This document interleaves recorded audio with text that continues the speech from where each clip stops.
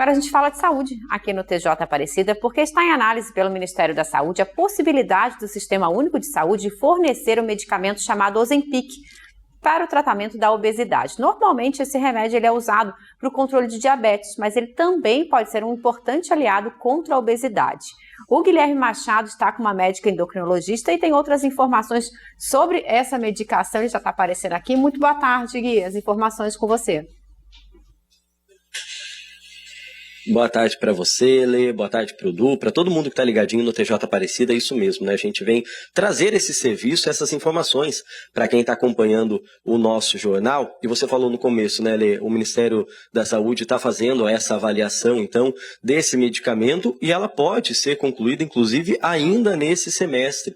Essa conversa surgiu a partir da informação de que a Comissão Nacional de Incorporação de Tecnologias do SUS recebeu em dezembro do ano passado uma solicitação de avaliação do Ozempic. Aí o prazo para que essa comissão faça essa análise é de 6 até 9 meses. E vale lembrar que nesse meio tempo nós tivemos outras informações sobre o uso desse medicamento na rede pública de saúde. O prefeito do Rio de Janeiro, por exemplo, Eduardo Paes, anunciou que pretende usar o medicamento no tratamento de diabetes a partir de 2026.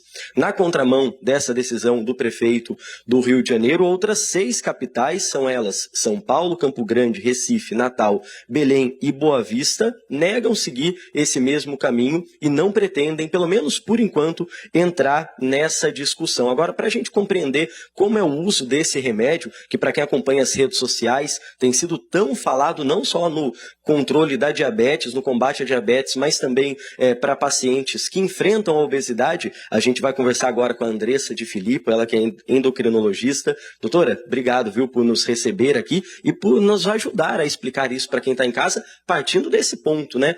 Como funciona esse medicamento? Explica para quem está nos acompanhando qual que é a função dele. Sim, obrigada pelo convite. Então, o Ozempic, ele pertence a uma classe de remédios chamada agonista de GLP-1. O que é isso? GLP-1 é o nome de um hormônio que o nosso intestino produz normalmente toda vez que a gente come. Ele é um hormônio que sinaliza uma saciedade para o cérebro, então ele age a nível cerebral, numa glândula chamada hipotálamo, dando o sinal de saciedade, chega, pode parar de comer que já chegou comida por aqui. E ele também é um remédio, um hormônio incretínico, que a gente chama, que é um hormônio que aumenta a produção de insulina. Por isso ele é tão eficaz no controle de diabetes. Ele é uma medicação muito potente e é por isso o interesse, né, falando em saúde pública, pois é um remédio potente, ele abaixa em torno de 2 pontos a hemoglobina glicada, que é o exame que a gente usa para avaliar o controle de diabetes, e ele é uma medicação com poucos efeitos colaterais.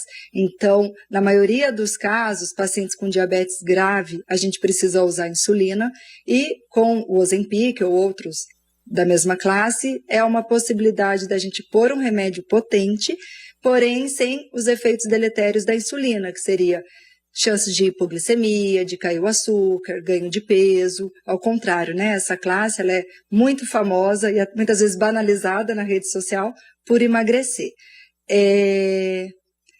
Eu acho que só tem a acrescentar a inclusão desse remédio, mas precisamos ter muito cuidado com a indicação, que é aí que tem que ser muito estudado o projeto para ver direitinho quem vai ser candidato ao uso, evitando, né, o desperdício de verba e as complicações do uso inadvertido.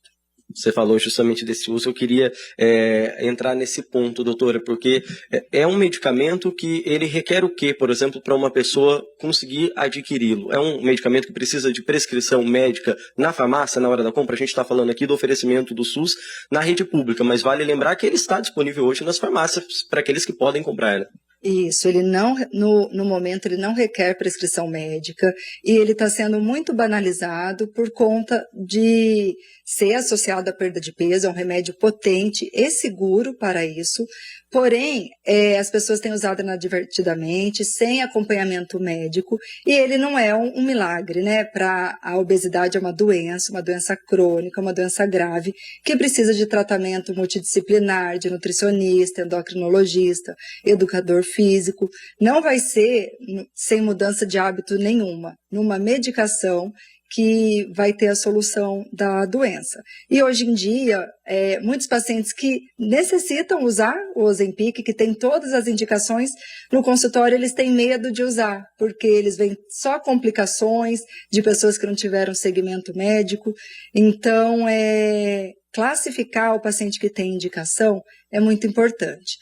Para o diabetes, qualquer paciente com diabetes pode usar, tá? Então, a bula do diabetes, ele é hoje em dia, em alguns guidelines, ele é até indicado como primeira opção. Então, descobriu que tem diabetes, se tem atualmente condição financeira para comprar o Ozempic, porque ainda é um dificultador do uso, porque é um custo caro. A gente está falando em torno de um custo mensal de R$900 a R$1.300.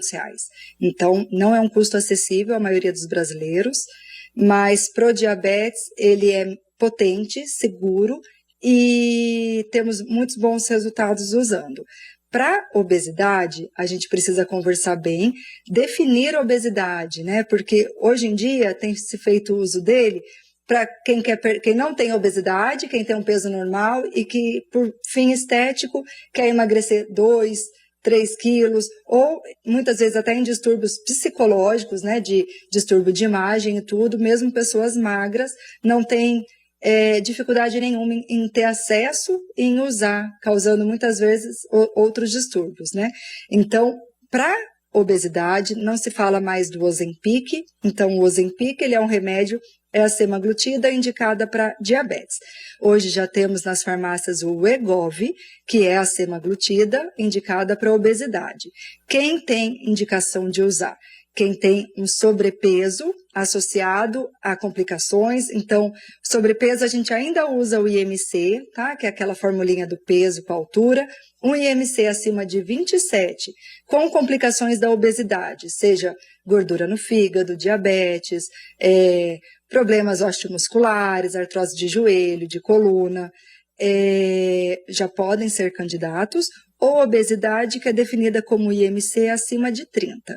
Então, o paciente obeso que quer fazer um tratamento de perda de peso é candidato sim ao uso da semaglutida e é uma medicação segura, porém a gente tem que fazer exame de sangue antes, tem que ver as complicações que a obesidade que esse paciente tem que avaliar o nível nutricional, o nível de vitaminas, para entrar num processo de perda de peso seguro e seguro e duradouro, eficaz, né? Não usar uma caneta sem saber nem como age, quais os efeitos colaterais, que também temos que ressaltar isso, e prejudicando quem precisa usar de forma segura e fica com medo.